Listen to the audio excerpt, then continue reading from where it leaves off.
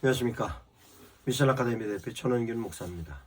오늘은 구역이 구성되어 있는 교회에서 어떻게 하면 효과적으로 전도를 할 수 있을까에 대한 내용을 강의합니다.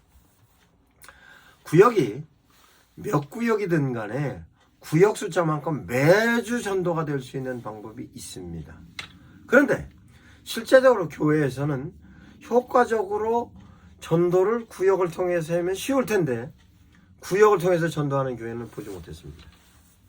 그런데 실제적으로 가장 전도의 효과를 높이기 위해서는 구역이 전도가 가장 쉽습니다. 그러면 그 내용을 소상히 설명합니다.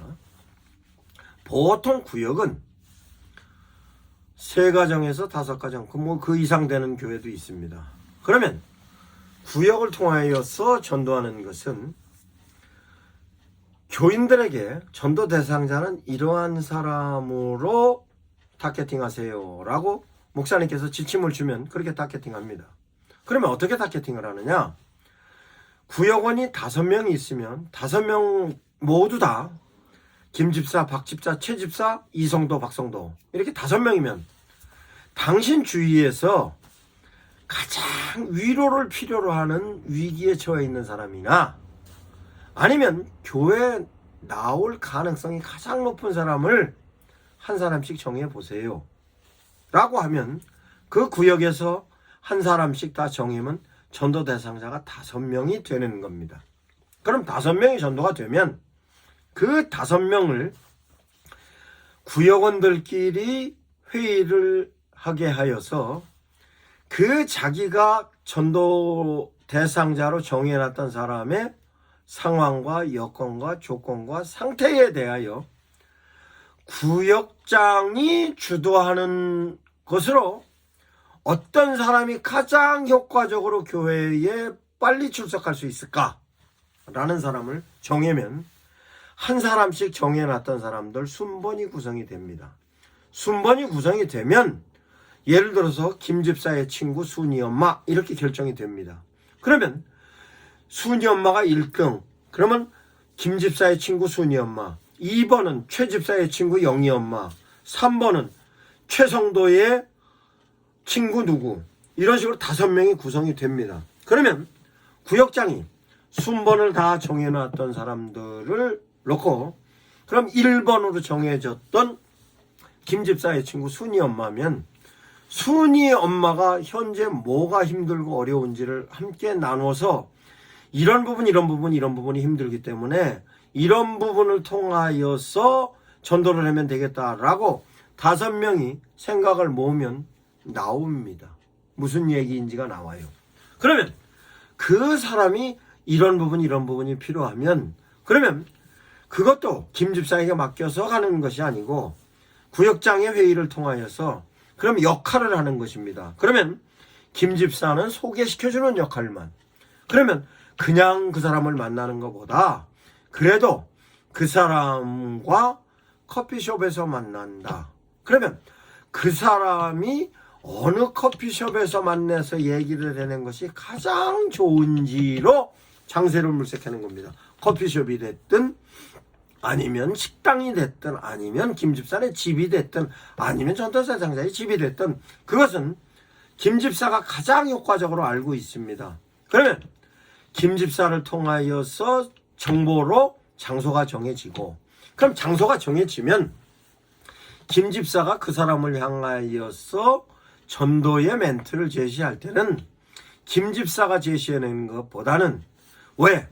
김집사는 생활 가운데 접촉을 하고 있었던 사람이기 때문에 전도 대상자가 김집사의 좋은 면을 보았으면 괜찮지만 혹이 김집사의 얘기가 신뢰가 떨어질 만한 얘기가 한마디라도 나오면 효과가 안 나기 때문에 실제적으로 김집사가 멘트를 가장 잘하는 사람이 구역장이면 구역장을, 최집사면 최집사는 그럼 멘트에 관련된 건 당신은 이런 멘트 하세요, 당신은 이런 멘트 하세요, 당신은 이런 멘트 하세요.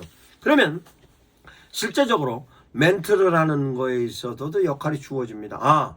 신앙적인 멘트를 얘기할 때는 구역장이, 교회에 대한 소개의 멘트를 할 때는 박집사가, 아니면 목사님 얘기를 할 때는 이성도가, 이와 같은 데 된 내용을 그 사람 상황과 여건과 조건에 맞춰서 팀워크를 형성해서 얘기하는 겁니다.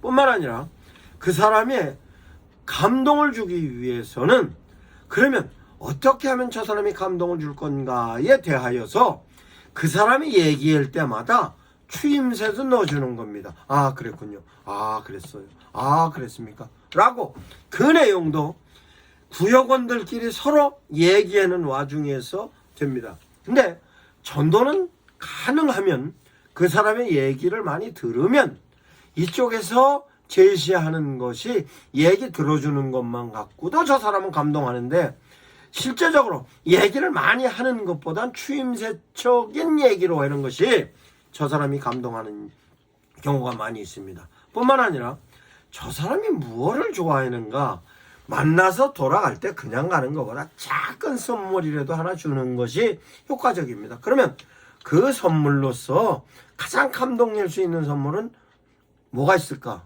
그러면 그걸 멤버 가운데서 한 사람 보고 구해오라 그러면 김집사의 정보를 통해서 구해옵니다. 뿐만 아니라 그 사람이 갖고 있는 현재 상황 가운데서 예를 들어서 신혼부부라 신부라 김치를 사 먹는 됩니다 라고 하면 교인 그 멤버 중에서 가장 맛있게 김치를 담글 수 있는 사람이 그 사람하고 김치에 관련된 걸로도 얘기할 수 있습니다. 뿐만 아니라 그 사람이 음악을 좋아하는 사람이라 하면 구역원 중에서 음악적인 부분 갖고 컨펌을 할 수도 있는 겁니다.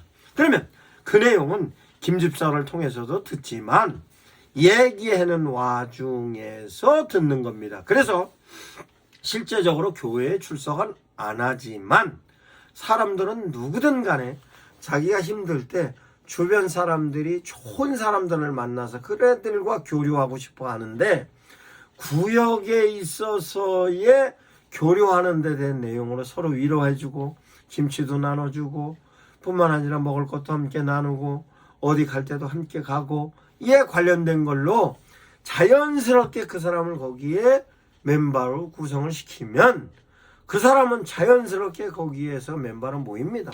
김치 담글 때도 함께 담그고 마트 갈 때도 함께 갈 수 있고 뿐만 아니라 여러분들 구역에서 마트 가서 물건 큰 거 사서 논죠. 이런 데도 참여시키고 뿐만 아니라 필요하면 영화 티켓도 하나 줄 수도 있고 등등 어린아이가 있으면 어린아이에게 모두 하나 선물을 줄 수도 있고 이렇게 해서 점점 더 멤버로서 생활 가운데로 끌어들이면 그는 그 멤버로 구성이 되는 것입니다. 그러면 이 사람을 향하여서 구역에서 언제쯤 이 사람이 교회에 나올 것이다 라는 것을 그릴 수 있습니다. 그러면 그려지면 어느 순간 교회에 초청을 하는데 그냥 초청하는 것보다 교회에서 어떤 이벤트로 콘텐츠를 진행할 때 그때가 훨씬 쉽습니다. 그러면 예를 들어서 교회가 규모가 좀 있으면 누구를 초청해서 뭐 음악회를 한다든가 교회에서 이러이러한 행사를 진행한다든가 이럴 때는 자연스럽게 그 사람을 오게 할 수도 있는 것입니다. 오는 데 있어서도 실제적으로 또 역할을 하는 것이요. 데리고 오는 건 누가 데리고 올까? 데리고 오면 그 옆에 앉아서 케어는 누가 할까? 케어를 하면서 돌아갈 때 그 사람에게 손에 한번 뭐 지켜준다든가는 어떻게 할 건가? 그러면 평상시에 전화는 누가 하는 게 효과적인 건가? 이거에 관련된 것으로 다시 팀워크를 구성해서 짜면 그 사람이 그렇게 해서 교회에 나오면 그 사람이 교인이 되는 겁니다. 간혹 총동원 전도주일로 관계전도가 실패하는 예가 이런 경우라 그랬습니다. 김집사의 친구를 총동원 전도주일에 교회에 데리고 왔습니다. 그런데 그 사람은 교회에 처음 나오는 사람인데 김집사는 성가대원이라 성가대에 앉아 있어요. 그러면 예배 시간에 어느 자리엔 일어서고 어느 자리엔 앉고 성경을 필요하는데 성경을 어느 부분인지 찬송을 받는데 어떤 부분인지 물론 김집사가 자기 성경을 줄 수도 있었고 교회에 비치된 성경과 찬송을 줄 수도 있었겠지만 아니면 영상의 성경 찬송가가 띄워졌겠지만 이 사람은 곡도 모르는 곡이면요 뻘쭘하게 쳐다만 봐야 됩니다. 이러면 실제적으로 예배 드리면서 굉장히 뻘쭘했어요. 예배 끝나고 나서 식당을 가는데 김 집사가 바빠서 식당에 일하는 사람입니다. 아니면 성가대 연습했느라고 끝이 안 났어요. 그럼 이 사람 혼자서 식당을 가야 되는지 뭐 해야 되는지 버쭈매게 서 있습니다. 그러면 눈치가 빠른 성도들이 가서 모시고 가지만 모시고 가더라도 처음 보는 사람이기 때문에 어색합니다. 어색한 사람하고 같이 앉아서 밥 먹는 것 자체가 불편해요. 이런 게 총동원 전도주일이 실패하는 이유고 관계전도가 이런 부분으로 실패하는 겁니다. 그러면 실패하지 않기 위해서는 어떠냐? 말씀드렸지, 구역원 중에서 성가대원도 있고 식당에 일하는 사람도 있습니다만, 그런데 같이 5명의 팀워크를 이뤄서 그 사람을 데리고 나왔기 때문에 그 사람 옆에 김성도가 있을 수도 있고 구역장이 있을 수도 있고, 그래서 성경도 찾아주고 옆에서 일어나라고 사인도 주고 앉히라고 사인도 주고, 뿐만 아니라 식당으로 데리고 가면서도 우리 새로 나온 성도라고 교회에서 목사님께서 소개했기 때문에 교인들이 다 알고 있습니다. 그런데 김 집사가 데리고 나가든 구역장이 데리고 나가든 나가면서부터는 얘기합니다. 소개시켜줍니다. 많은 사람을 소개하면서 갈 수 있으면 이 사람은 자기를 반가워하는 사람이 여러 사람이 있기 때문에 흥미롭습니다. 뿐만 아니라 흥미로운 것뿐만 아니라 함께 식사를 나누고 식사를 나누면서 교회 분위기를 자기 혼자서 뻘쭘했던 분위기와는 전혀 다른 분위기로 느끼는 겁니다. 이런 것이 실제적으로 구역을 통하여서 전도하는 가장 효과적인 방법입니다. 그런데 놀라운 사실은 어느 교회에 이 내용을 가지고 제시를 했더니 목사님이 욕심이 많아서, 그러면 우리 교회는 그 전도 대상자를 매주 나오게 할 수 있게 해주실 수 있습니까? 저한테 주문을 해서 이 내용을 4주 동안 교인들에게 놀프레이를 시키고 목사님께 말씀드렸습니다. 목사님, 사람들을 가장 효과적으로 움직이는 것은 할당을 하는 것입니다. 교회에 한 주에 한 명씩 전도되는 것으로 할당을 하십시오.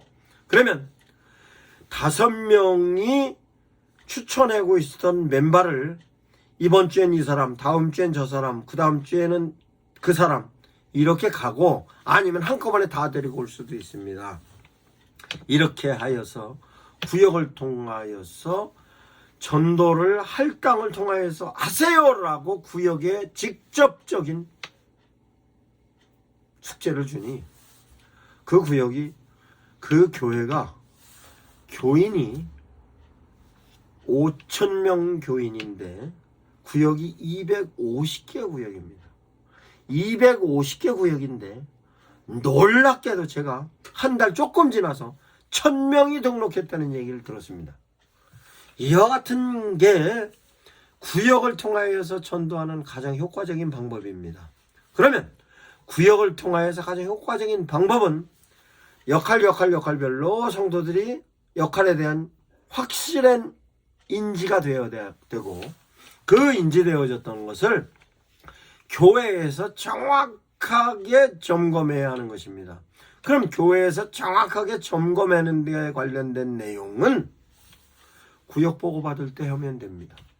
구역 보고 받을 때 전도 대상자 전도 누구누구 참석했다는 구역 보고서 쓰지 않습니까? 그 구역 보고서에 김 집사의 전도 대상 누구, 박 집사는 누구, 최 집사는 누구, 박성도는 누구, 이성도는 누구 쭉 씁니다. 그에다가 비고난의 구역장의 메모로 어느 누구가 언제쯤 교회에 나올 가능성이 있습니다. 교회에서는 이런 부분에 신경 써주세요. 이게 메모가 됩니다. 이게 구역 보고서가 전도 보고서와 함께 같이 가는 겁니다. 그러면 실제적으로 그 보고서를 쓸 때 구역장은 혼자 쓰는 것이 아니라 성도들과 같이 쓰고 있기 때문에 오늘은 만나서 뭐 했어? 이번 주에는 만나서 뭐 했습니다. 뭐 했고. 그런데 중요한 사실은 그 뭐 했고 메모가 되었던 것이 전도의 자료가 되는 것이고, 그 전도의 자료는 이 구역에서 필요했던 것이 저 구역에 가서는 가장 효과적인 전도의 매뉴얼로 작용할 수 있는 겁니다. 이런 내용이 구역을 통하여서 전도하는 가장 빠른 방법의 전도이고, 이런 전도를 통하여서 진행을 하면 구역원들의 결속력이 높아질 것뿐만 아니라 묘하게도 구역 대 구역으로 경쟁을 합니다. 그것도 또 교회에서 그 나름대로의 구역으로 관련된 그래핑을 하면 구역마다 얼마나 경쟁을 심하게 하는지 모릅니다. 그것도 또한 교구별로 그래핑하면요, 교회에서 전도로 돌아갑니다. 근데 중요한 것은 그렇게 돼서 전도돼서 온 사람을 절대로 놓치지 않는 프로그램을 준비한 상태에서 해야 하는 것입니다. 그와 같은 프로그래밍에 대해서는 다시 제가 소상히 설명하겠습니다. 감사합니다. 미션 아카데미 대표 전원균 목사였습니다.